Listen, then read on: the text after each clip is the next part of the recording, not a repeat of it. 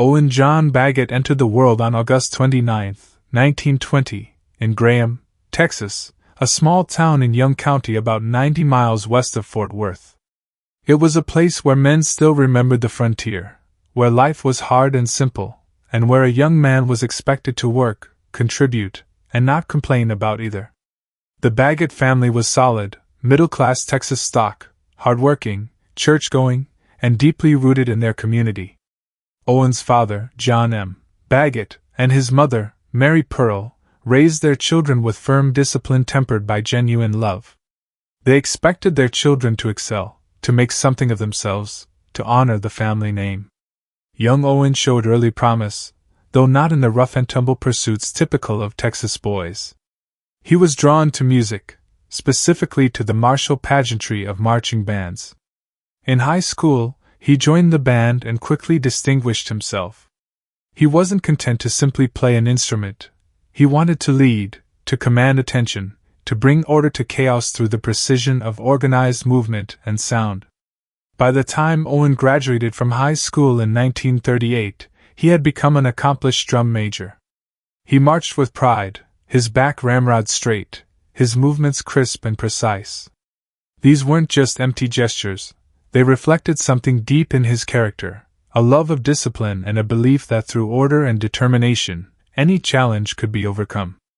That fall, Baggett enrolled at Hardin-Simmons University in Abilene, Texas, a Baptist institution known for its strong academic programs and its commitment to character development.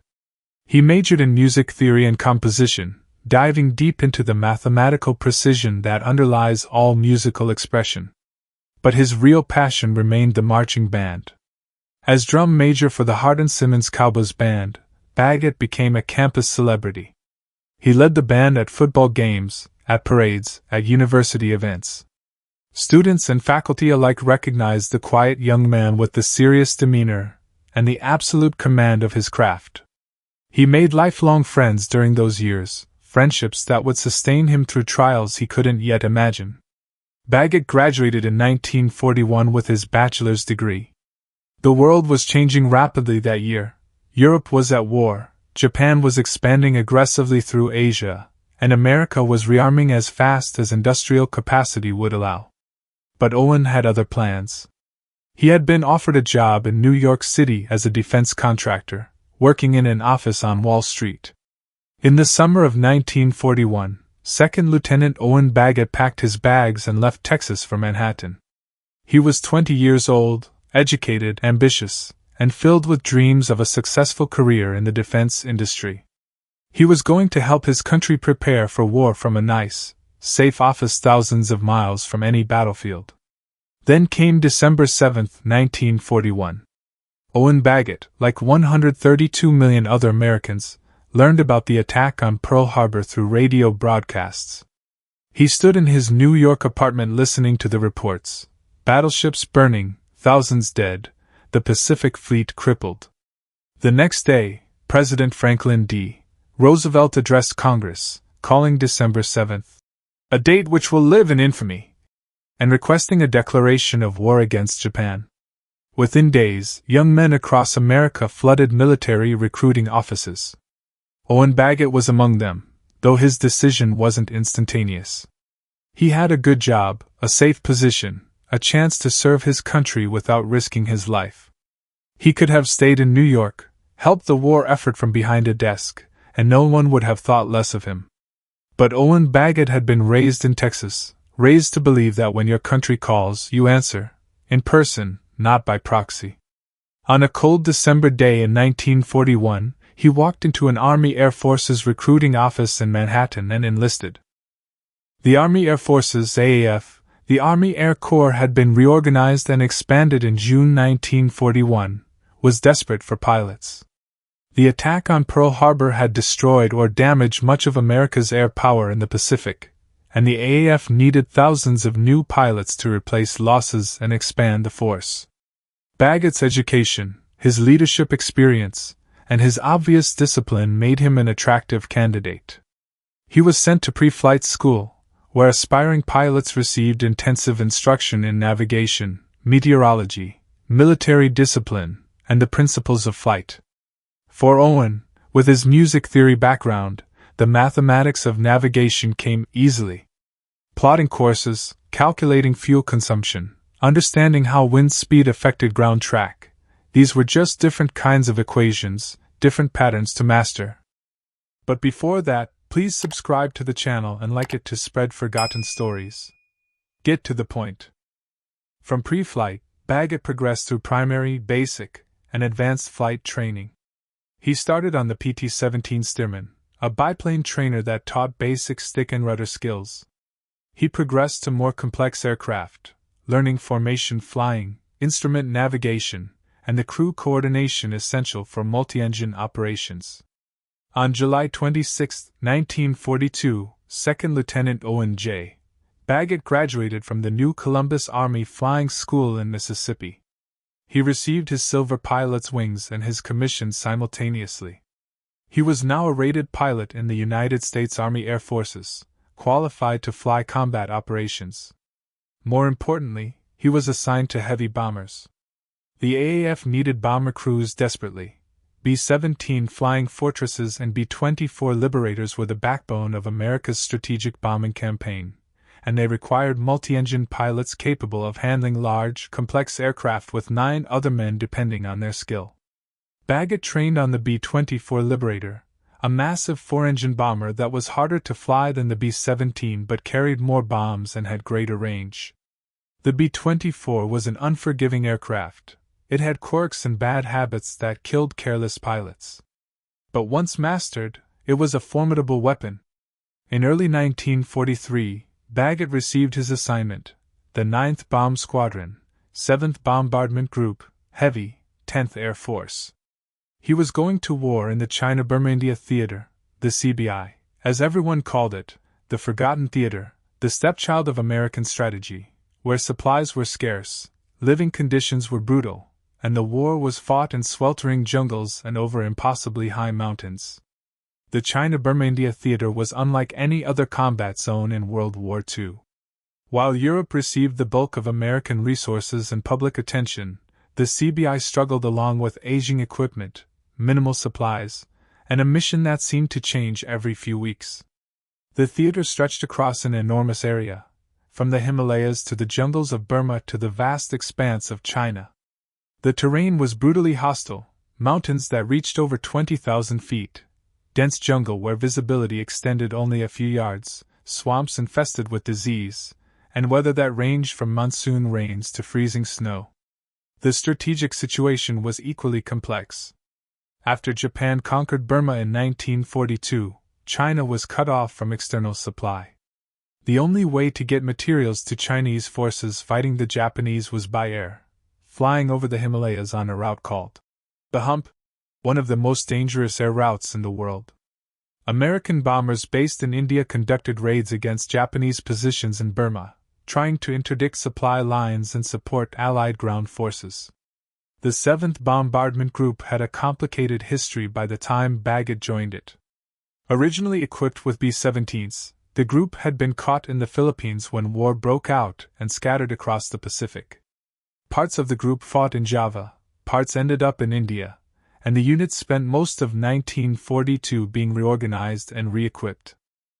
By early 1943, the 7th Berg had finally converted entirely to B-24 Liberators and was flying regular combat missions from Pandavswar, an airfield northwest of Calcutta. The group's primary targets were Japanese installations in Burma, airfields, supply depots, bridges, and railways. These missions were dangerous and exhausting, flown in primitive conditions with limited support. When Lieutenant Baggett arrived at Pandavswar in early 1943, he was assigned as co-pilot to a crew commanded by First Lieutenant Lloyd K. Jensen. Jensen was an experienced pilot, steady and reliable. The crew quickly gelled into an effective team: bombardier, navigator, flight engineer, radio operator, and 5 gunners, each man depending on the others for survival. The living conditions at Pandavswar were harsh. The airfield was crude, the quarters primitive. Diseases like dysentery and malaria were rampant. The heat was oppressive, the humidity unbearable. Monsoon rains turned the base into a swamp. Supplies were scarce, mail was irregular, and medical care was limited. But the 7 THBG's aircrews pressed on, flying mission after mission into the hostile skies over Burma. Japanese fighter opposition was fierce. The Ki-43, Hayabusa, Peregrine Falcon, was a nimble, lightweight fighter that could outmaneuver the heavy American bombers with ease. B-24 crews relied on tight formation flying and concentrated defensive fire to survive. Lieutenant Baggett flew his first combat missions in February and March 1943. He learned quickly how to handle the B-24 under battle conditions, how to maintain formation despite flak and fighters, how to manage fear when tracer rounds streaked past the cockpit. He was a good co-pilot, calm and professional, exactly the kind of man you wanted in the right seat when things went wrong. On March 31, 1943, things were about to go very, very wrong.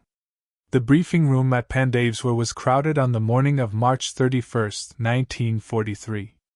Crews from the 9th Bomb Squadron gathered around crude maps tacked to the walls, listening as intelligence officers outlined the day's mission. The target was a railroad bridge at Pyongyang, Burma, located roughly halfway between Rangoon and Mandalay. The bridge was a critical link in the Japanese supply chain, carrying troops and materials to the front lines. Destroying it would force the Japanese to reroute supplies, delaying reinforcements and disrupting their logistics. But Pyongyang was heavily defended. The Japanese had 2 active fighter bases nearby, and they had been reinforced recently with additional squadrons. Intelligence estimated that more than a dozen fighters could intercept the American formation. Colonel Conrad F. Neckerson, commander of the 7th Bombardment Group, would lead the mission personally, flying in the lead aircraft. The formation would consist of 12 B-24 Liberators from the 7th Berg, not a large force, but everything the group could put in the air that day. There would be no fighter escort. The nearest Allied fighters were P-40 Warhawks, and they didn't have the range to reach Pyongyang and return. The bombers would be on their own. Lieutenant Jensen's crew listened intently to the briefing. Their B-24, call sign unknown to history, would fly on Colonel Neckerson's right wing. It was an exposed position. Wingmen often bore the brunt of fighter attacks because they had to maintain formation discipline even under fire. Lieutenant Baggett, in the right seat, made notes on his kneeboard: flight time to target, fuel consumption rates, emergency procedures. The mission would take several hours. They would climb to around 20,000 feet for the bomb run, drop their ordnance, and then turn for home. If everything went well, they'd be back at Pandavswar by mid-afternoon. If everything went well. The 12 B-24s began taking off around mid-morning. One by one, the heavily loaded bombers lumbered down the runway and clawed into the humid air. Jensen's aircraft took its position off Colonel Neckerson's right wing. The formation climbed steadily, heading east toward Burma. Inside the bombers, the crews went through their routines. Gunners test-fired their weapons, ensuring the .50 caliber Brownings were functioning. The flight engineer monitored engine instruments. The radio operator checked communications. The bombardier prepared the Norden bomb site. As they crossed from India into Burma, the crews went on oxygen. At 20,000 feet, the air was thin and cold, despite the tropical heat far below. The crewmen wore heated flight suits, oxygen masks, and heavy gloves. Communication was difficult. The intercom was scratchy, and the roar of 4 engines made it hard to hear. They were about an hour from the target when someone spotted them. "Fighters! Fighters at 2 o'clock high!" The Japanese fighters came out of the sun, the oldest trick in aerial combat, and still effective. 13 Ki-43 fighters of the 64th Sentai, Imperial Japanese Army Air Service, dove toward the American formation. The Ki-43 Hayabusa was a formidable opponent. Weighing less than 6,000 pounds fully loaded, it was incredibly maneuverable. While it lacked the firepower and protection of heavier fighters, its agility made it deadly in a dogfight. The pilots of the 64th Sentai were experienced, many with victories in China and Burma.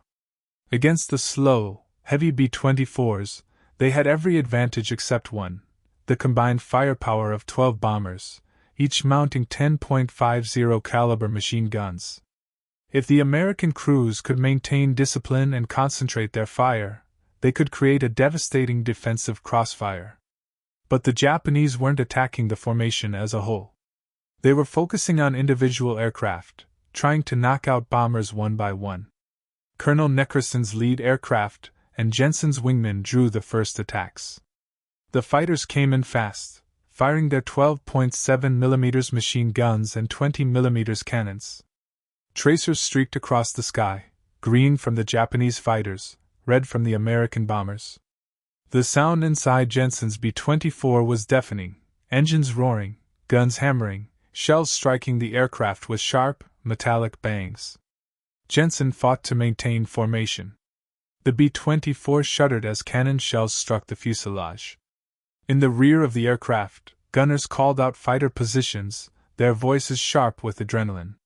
The top turret gunner tracked a Ki-43 as it flashed past, his twin .50s sending a stream of bullets after it.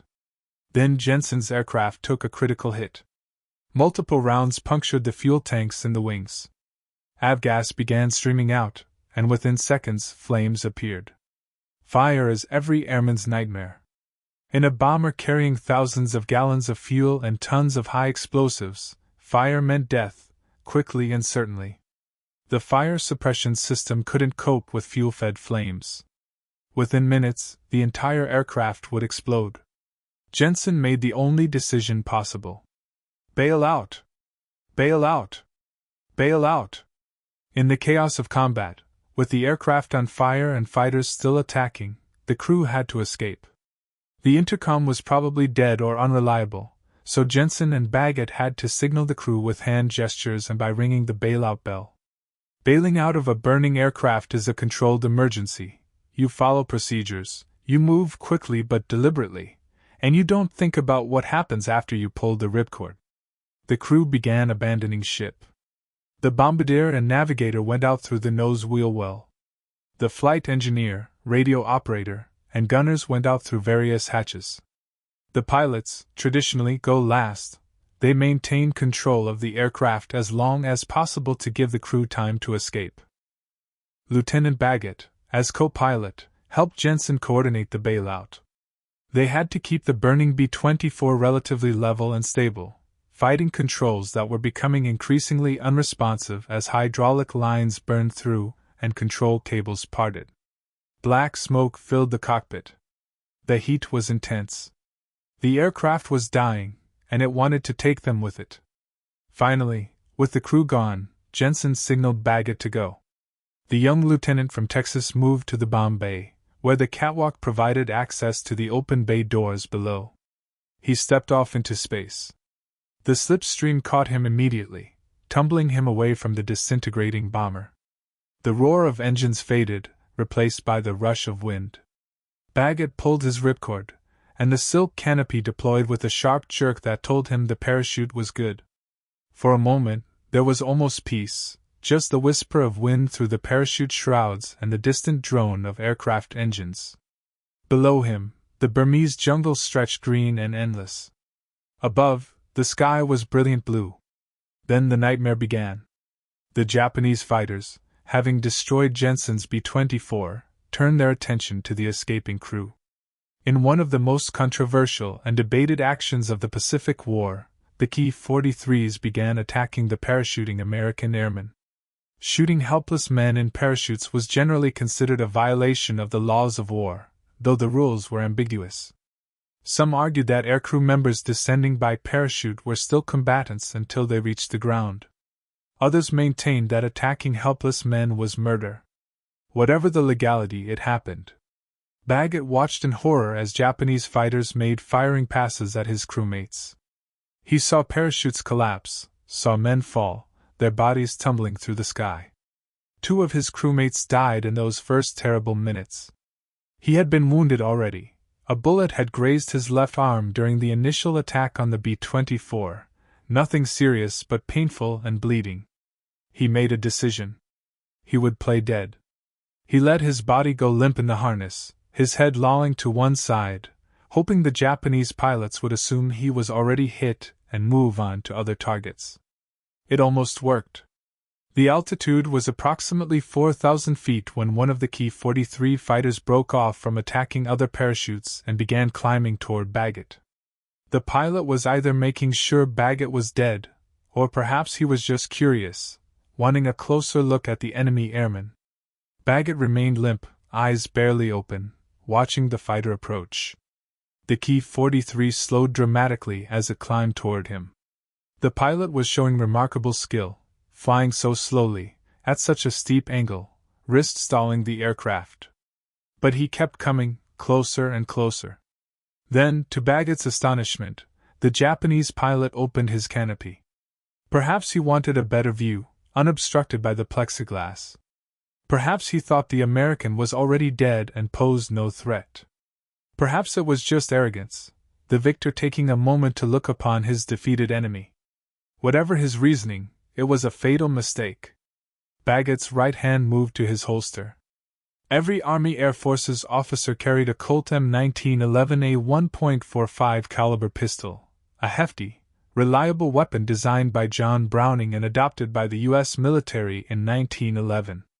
It fired a .45 ACP round, a slow but devastatingly powerful cartridge designed to knock down charging enemies at close range. The M1911 was designed for combat ranges of 25 yards or less. Shooting accurately with a pistol is difficult under the best circumstances. Shooting while hanging from a parachute, at a moving aircraft, against a target perhaps 20 to 30 feet away, should have been impossible. But Owen Baggett had spent years mastering precision.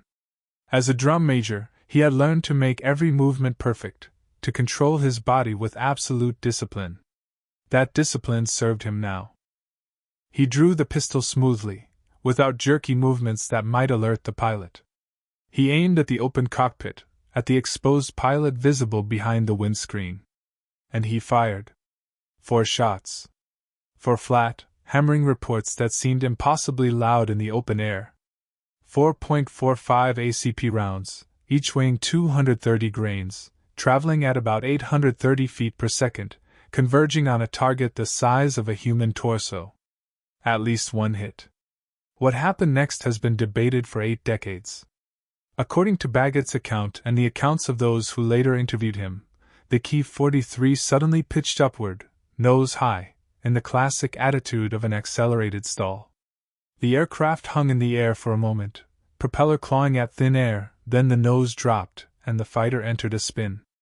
Baggett watched as the Ki-43 spiraled downward, trailing smoke or perhaps just disturbed air. He never saw it hit the ground. At 4,000 feet, with the jungle canopy below, it was impossible to track the fighter all the way to impact. He didn't know if his bullets had killed the pilot, damaged the aircraft, or simply startled the pilot into losing control. But the aircraft was falling out of the sky, and there were no other fighters in the immediate area. Whatever had happened, the threat was gone. Baggett holstered his pistol and focused on the more immediate problem, landing. Below him, the Burmese jungle looked impenetrable, a solid green carpet that concealed whatever lay beneath. Landing in triple canopy jungle with a parachute was dangerous. Men could get hung up in trees, dangling helplessly 100 feet above the ground, or they could crash through the canopy and break bones hitting branches. He tried to steer his parachute toward a clearing, using the risers to slip sideways, but he had limited control. The ground rushed up with alarming speed. He went through the landing checklist drilled into every paratrooper, feet and knees together, knees slightly bent, prepared to roll. Impact. Baggett hit the ground hard, rolled, and came up tangled in parachute silk. He was alive. He was on the ground. He was behind enemy lines in the middle of the Burma jungle. And he had just shot down a Japanese fighter with a pistol. Baggett quickly shucked his parachute harness and took stock of his situation. His left arm was still bleeding, though not seriously. He had his pistol, though he'd fired 4 of his 7 rounds. He had a basic survival kit with a compass, first aid supplies, and a few emergency rations. And he was somewhere in the vicinity of Pyongyang, Burma, deep in Japanese-occupied territory. Military doctrine said he should try to evade capture, make his way west toward Allied lines. But he was injured, had no maps of the area, didn't speak the local language, and didn't know which way to go. The odds of successful evasion were minimal. Within hours, Baggett encountered other survivors from his crew. Lieutenant Jensen, the pilot, had made it down safely. So had Staff Sergeant Samuel Crosstick. They found each other in the jungle, drawn together by the universal human need for companionship in dire circumstances. But their reunion was short-lived.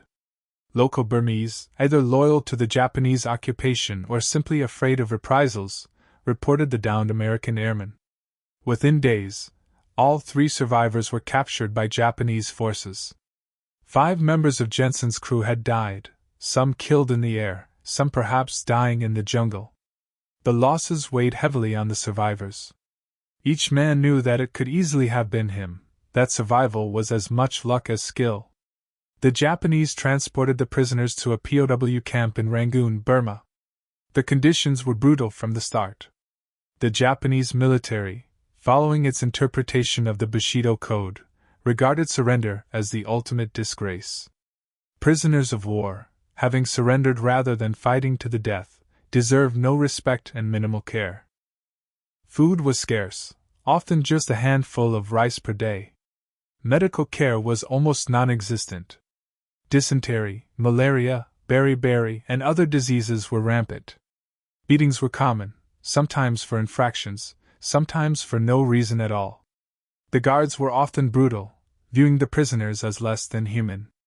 Lieutenant Owen Baggett, who had weighed a healthy 176 pounds when captured, began the slow process of starvation that would reduce him to less than 90 pounds over the next 2 years. In the POW camp, Baggett faced a terrible uncertainty. Had he really shot down that Japanese fighter? He had seen the aircraft stall and begin to spin, but he hadn't seen it crash. It might have recovered. The pilot might have regained control. Baggett had no way to know if his desperate pistol shots had actually accomplished anything. Then, several months after his capture, an interesting development occurred.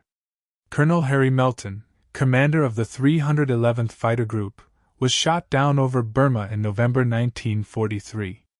He passed through Baggett's POW camp, and the 2 men had a conversation that would become legend. According to accounts that emerged after the war, a Japanese colonel had told Melton about an unusual incident. A Ki-43 fighter had crashed near Pyeonmana on March 31, 1943. When Japanese soldiers reached the wreckage, they found the pilot had been thrown clear of the aircraft. He was dead, killed not by the crash but by a bullet wound to the head. The Japanese had been puzzled. There were no Allied fighters in the area that day. The engagement had been between Ki-43s and B-24s only. The bomber's defensive fire couldn't have hit the pilot in the head. Such wounds came from forward-firing weapons. The only explanation was that somehow, impossibly, an American had shot the pilot with a small-caliber weapon, probably a pistol. When Melton relayed this story to Baggett, the young lieutenant from Texas finally had confirmation. He had, in fact, shot down an enemy aircraft with a handgun while parachuting through the sky. It was a feat unique in military history. Colonel Melton intended to file an official report of Baggett's action after the war, which would have led to formal recognition and possibly a decoration. But Melton never got the chance. In 1945, he and other POWs were being transported to Japan aboard a ship when it was torpedoed by the American submarine USS Ceylon. Melton survived the sinking and spent 2 days in a lifeboat, only to be machine-gunned by a Japanese destroyer that came upon the survivors. Harry Melton died in those waters, and with him died the most detailed first-hand corroboration of Baggett's feat. For Owen Baggett, the next 2.5 years were a test of endurance that pushed human limits. The Japanese moved him to different camps, finally settling him at the infamous Changi prison camp in Singapore, though some sources say Rangoon. The conditions were beyond brutal. They were designed to break men, to reduce proud soldiers to hollow shells. The food was inadequate by design. A small bowl of rice, perhaps some watery vegetable soup, maybe a few grams of protein if the prisoners were lucky. It was just enough to keep them alive, but not enough to maintain health. Baggett, like all long-term POWs, experienced the slow ravages of malnutrition, muscle wasting, vitamin deficiencies, weakened immune system, constant fatigue. Diseases swept through the camps regularly. Malaria was endemic. Most prisoners contracted it multiple times. Dysentery and other intestinal diseases were constant problems, exacerbated by poor sanitation. Tropical ulcers ate through men's flesh. Beriberi, caused by thiamine deficiency, left men with swollen limbs and damaged hearts. The psychological toll was perhaps worse than the physical suffering. Prisoners had no news from home, no idea how the war was progressing, no sense of when, or if, they would ever be free. Some men gave up hope and simply died, their bodies succumbing when their spirits failed. Others maintained a stubborn determination to survive, finding meaning in small acts of resistance, or in supporting their fellow prisoners. Baggett survived through a combination of physical resilience, mental toughness, and luck. His youth helped. At 22, when captured, his body could withstand abuse that might have killed an older man. His musical training, with its emphasis on discipline and pattern, gave him mental structures to cling to when everything else fell apart. And he had friends among the other POWs, men who supported each other through the darkest times. But the cost was enormous. When Baggett was captured, he weighed 176 pounds. By the time of his liberation in September 1945, he weighed barely 90 pounds. He had lost nearly half his body weight. Photographs of liberated POWs from Japanese camps show skeletal men with hollow eyes, their bodies ravaged by years of deliberate mistreatment. August 15, 1945. The prisoners at Changi heard rumors that something had happened, something big. The guards seemed confused, even frightened. Work details were suddenly cancelled. The brutal routine of the camp shifted in subtle ways. Then, on September 7, 1945, 8 men from the Office of Strategic Services, OSS, the precursor to the CIA, parachuted into Singapore. They carried orders from General Douglas MacArthur to liberate all Allied prisoners in the area immediately. For Baggett and his fellow POWs, liberation came with shocking suddenness. One day they were prisoners, the next they were free men. American medical personnel arrived, taking one look at the skeletal survivors and immediately beginning emergency treatment. Many prisoners were in such poor condition that they required weeks of careful medical supervision just to begin eating normally again. Baggett was evacuated to a military hospital, where doctors began the long process of restoring his health. It would take months for him to regain weight, to rebuild muscle mass, to recover from vitamin deficiencies and lingering infections. Some of the damage, to his teeth, to his digestive system, to his heart, would never fully heal. But he was alive. Against all odds, Owen Baggett had survived combat, had survived being shot down, had survived 2.5 years of brutal captivity. He was going home. When Baggett returned to the United States in late 1945 or early 1946, he found that he had become something of a celebrity. The story of the pilot who shot down a fighter plane with a pistol while parachuting had spread through military channels and eventually reached the press. The incident had everything journalists loved: a dramatic aerial battle, a desperate fight for survival, an impossible feat of marksmanship, and a happy ending. Relatively speaking, Baggett's ordeal as a POW was part of the story, but the focus was on the shooting. Air Force magazine published an article about Baggett's exploit in July 1996, bringing renewed attention to the story. Other military publications picked it up. Veteran organizations celebrated it. The tale spread through the growing community of aviation enthusiasts and World War II historians. But Baggett himself was characteristically modest about the incident. When interviewed, he consistently downplayed his role. He pointed out that he never saw the aircraft actually crash, that he couldn't be certain his shots had caused it to go down. He emphasized that many men had done far braver things during the war, and that his survival was more luck than skill. This humility was typical of Baggett's generation. The men who fought World War II generally didn't brag about their experiences. They had done their duty, survived if they were lucky, and wanted to move on with their lives. Baggett decided to remain in the military. The Army Air Forces became the independent United States Air Force in 1947, and Baggett continued his career in the news service. He was eventually promoted to colonel, serving in various capacities through the early Cold War period. During his post-war service, Baggett was stationed at Mitchell Air Force Base, now closed, on Long Island, New York. There he became known for his work with children, particularly for sponsoring a boy and a girl through the Air Force's Commander for a Day program. This charitable work reflected the man's character. Having survived horrors himself, he wanted to bring joy to children, to give them positive experiences that would shape their lives. As Baggett's story spread, it inevitably attracted scrutiny. Military historians are by nature skeptical, trained to verify claims against documentary evidence. And when they examined Japanese records of the March 31, 1943 engagement, they found a problem. According to Japanese wartime records, specifically those of the 64th Sentai IJAF, Imperial Japanese Army Air Force, no pilots were lost during the engagement with American bombers near Py. Mana that day. According to Japanese wartime records, specifically those of the 64th Sentai IJAF, Imperial Japanese Army Air Force, no pilots were lost during the engagement with American bombers near Pyenmana on March 31, 1943. This presented a significant problem for historians attempting to verify Baggett's claim. How could he have shot down an aircraft if the Japanese recorded no losses?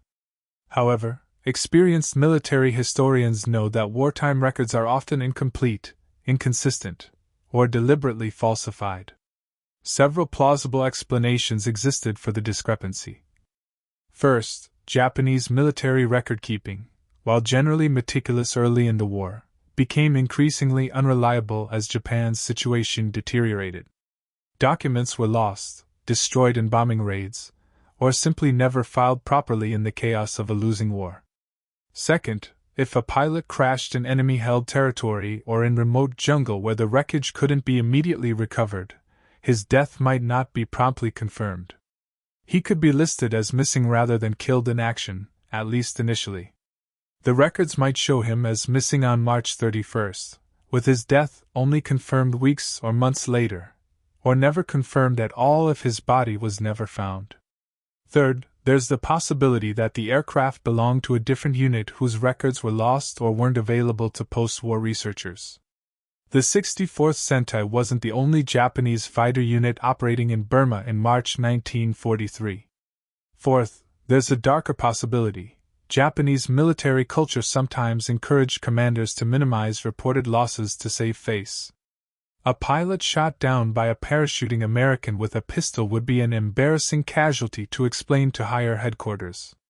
Colonel Harry Melton, who had relayed the story about the Japanese pilot with a head wound, died in 1945 before he could file a detailed report. His death meant that crucial corroborating details, such as which Japanese officer had told him the story, and exactly what was said, were lost forever. Despite these obstacles, several factors supported Baggett's account. First, Baggett himself never exaggerated or embellished the story. He consistently emphasized that he didn't see the aircraft actually crash, that he couldn't be certain his shots caused it to go down. This kind of measured, uncertain testimony is actually more credible than a detailed, confident claim would be. Second, Baggett had no motive to fabricate the story. He wasn't seeking glory or attention. In fact, he seemed somewhat embarrassed by the fame the incident brought him.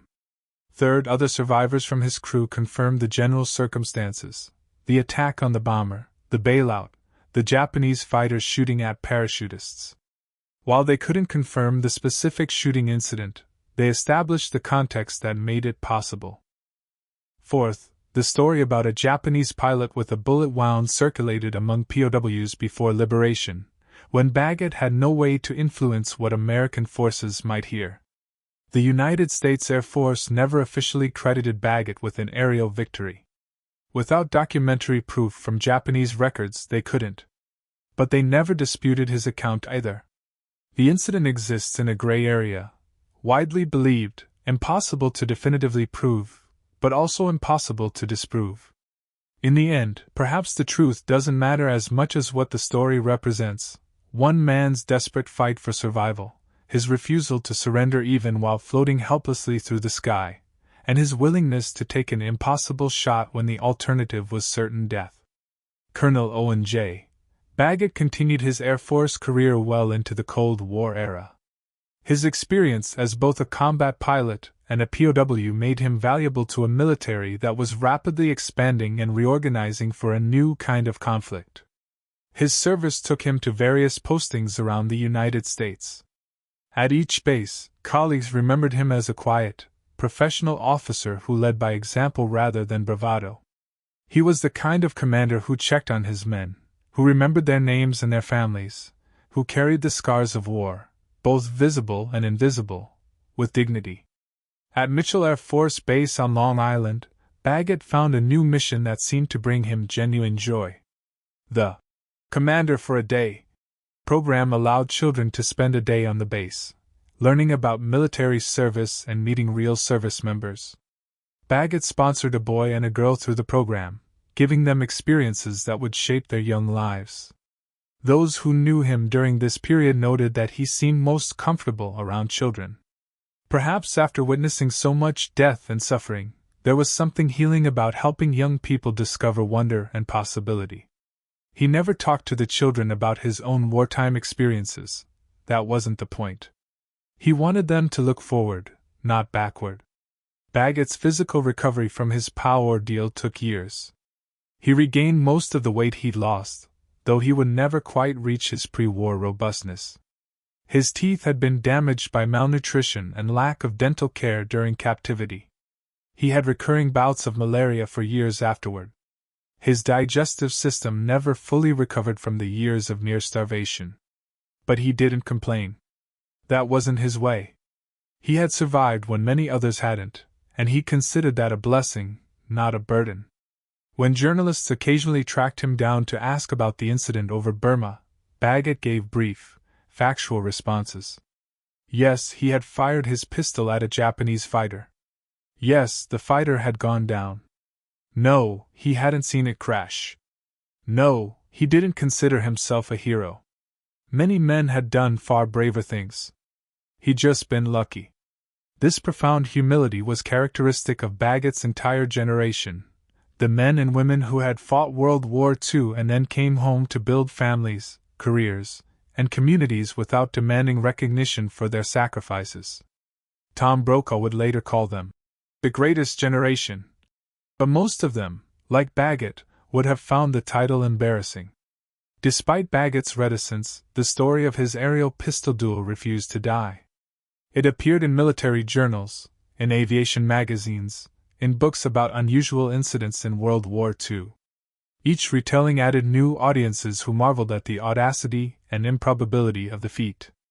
The story had all the elements that make a tale stick in the cultural consciousness: dramatic action, impossible odds, individual courage, and just enough uncertainty to make it tantalizing. Was it true? Could a man really shoot down a fighter plane with a pistol while parachuting? The ambiguity made it more compelling, not less. Aviation enthusiasts debated the technical aspects endlessly.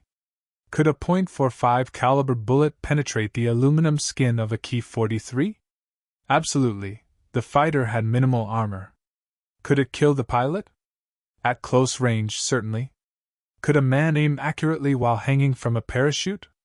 That was the hard part, but not impossible, especially if the target was moving slowly and predictably.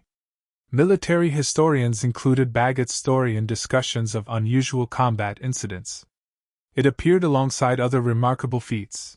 The time AB-17 pilot landed his bomber with no nose section, the fighter pilot who rammed an enemy aircraft and survived, the bomber crew that flew home with half the tail missing.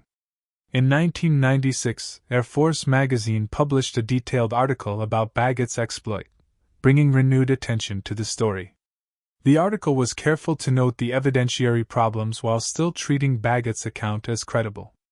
New generations of readers discovered the story and shared it online, where it continues to circulate today. The advent of the Internet gave the story new life. It appeared on military history websites, in Reddit threads, in YouTube videos about World War II.